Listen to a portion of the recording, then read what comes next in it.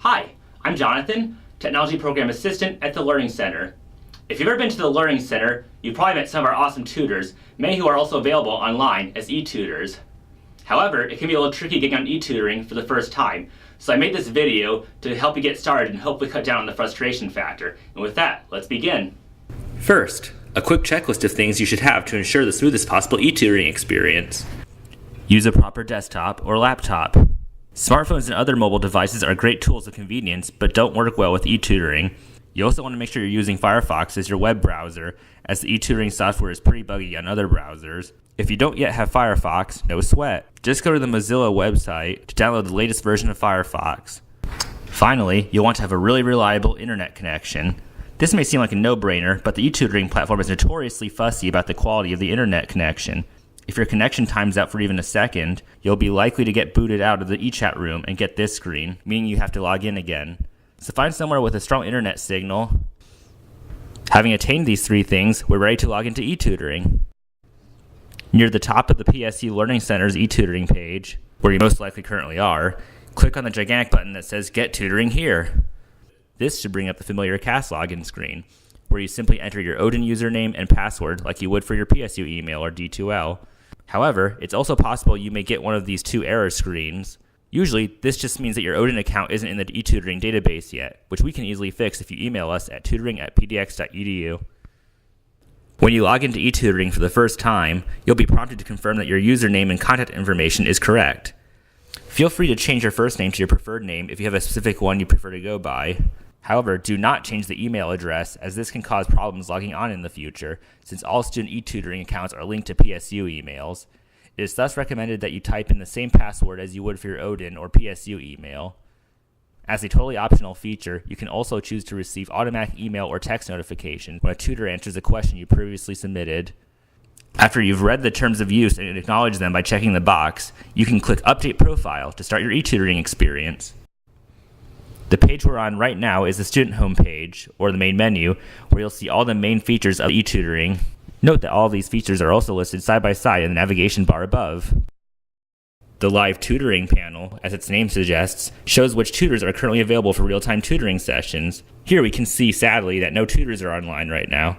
However, we can easily check which tutors and subjects will be available later today in the panel below. This feature is very handy as it takes into account temporary schedule changes. For example, if a tutor is out sick or traveling, that may not be reflected in the regular e-tutoring schedule on the front page. Thankfully, e-tutoring provides other ways for you to get help even when tutors aren't currently online. The eQuestions feature provides a convenient space where you can post written questions at any time. Simply click on the eQuestions link and post a new question. Before posting a question, you'll be reminded that eQuestions is not for simply copying and pasting problems for your homework or tests and expecting to get answers from the tutor. Thus, in addition to specifying your subject area, you'll be required to fill out every field before you can submit your eQuestion. It is also your responsibility to show work you've already done on the problem and articulate where the main difficulty or confusion is. You can always revisit any eQuestions you've posted under your archived eQuestions.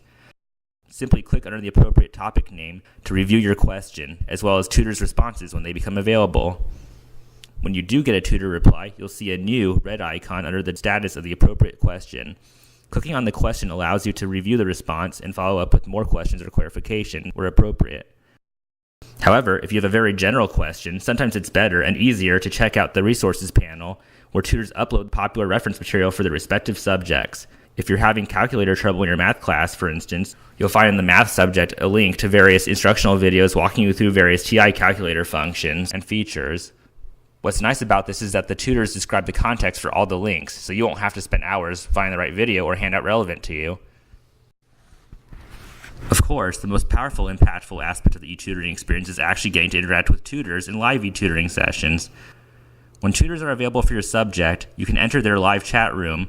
Let's get some help on trigonometry by selecting the math tutor who, lucky for us, doesn't have any other students right now. If nothing happens when you click on this button, there's a good chance that your pop-up blocker is preventing the eChat window from opening up. To check your pop-up settings on Firefox, click on the top right menu icon with the three horizontal lines and go to Preferences from the drop-down menu. This should bring up a new tab where you can go into Content Settings and see if Firefox is currently blocking all pop-up windows. You can disable this pop-up blocker by simply unchecking the box.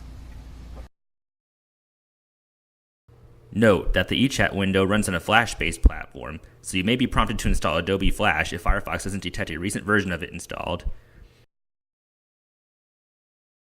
With Flash properly installed, you should see the eChat room loaded via Adobe Connect.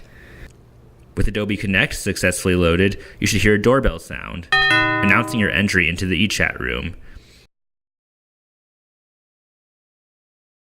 Looking around the eChat room, you'll notice lots of features organized into rectangular modules called pods. This may look overwhelming at first, but don't worry, there's really only a few pods that are essential for you to know right now. The most basic pod is the attendee list, which shows you who is currently in the room. The person at the top, under hosts, is a tutor, and everyone else listed below are the students, including you. Right now, we can see that I'm the only student in the room, so me and the tutor can start chatting right away. Communication is initiated through the chat box, where you can exchange text messages in real time. We can see here that the tutor has acknowledged our entry and is confirming what material we need to help with. Try to communicate with the tutor in a clear but respectful manner so they can best help you. If the tutor determines the question is appropriate and they can help with it, they'll promote you to presenter status, which means you are now officially in the session, and you can use the other interactive features in the room, such as this whiteboard. You can also upload documents and even share your screen.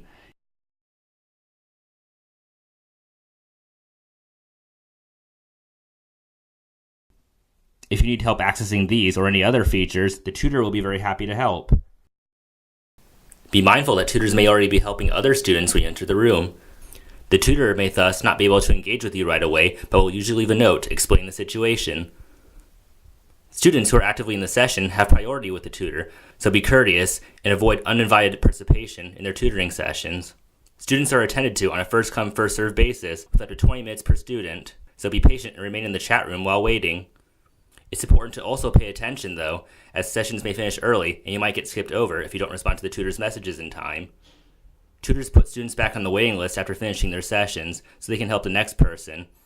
If you still want more help from the tutor after your session ends, you'll need to wait your turn again.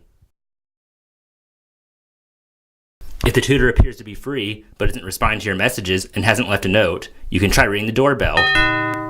This can sometimes grab the tutor's attention in case they didn't happen to see your original message. However, be aware that the tutor may simply be taking a bathroom break or dealing with technical issues on the platform, so give it a few minutes before trying again. Sometimes it can be more efficient to also communicate via audio. To connect your audio and talk, make sure your microphone is connected and click the speaker icon, which will turn green. Sound waves should appear on the speaker icon if your microphone is picking up the sound of your voice. Likewise, you should also be able to hear the tutor pretty clearly from your speakers. Be aware that there can be a little lag with the audio, so be patient, as it might take a second or two for your voice to travel to the tutor's computer, and vice versa. Using a similar method, you can also turn on your webcam via the webcam icon button. If your webcam is working, you should see a real-time preview of your appearance on the webcam display. When you're satisfied with the display, click Start Recording. Otherwise, the tutor will never actually see you. Using webcam is totally optional, but might be useful, for example, if you want to show the tutor work you're doing on a physical whiteboard, or can benefit from visual facial cues and mouth movements in a language conversation. When you're done getting tutored and don't have any more questions for the time being, you can simply close the window, which automatically exits you from the room.